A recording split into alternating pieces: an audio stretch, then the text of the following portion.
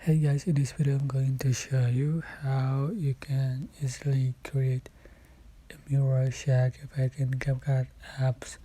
So tap on your project, select a photo or video you like to edit, and I'm just going to open my project. So there is a photo, and I'm just going to duplicate,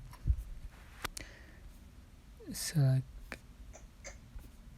copy, and copy again into some part. So for the second clip I'm going to mirror, edit, mirror, report, edit, and mirror. So that's it. Right, I'm just going to make it shorter.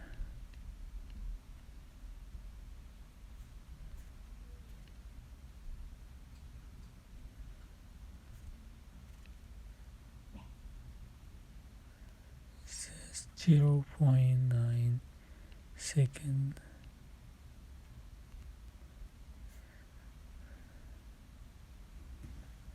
And after drawing, I'm just going to add the camera shack effect. Just select effect, select video effect, and then select the nightclub.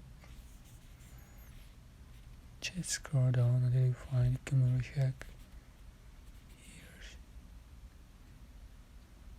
can I just wandering in the speed?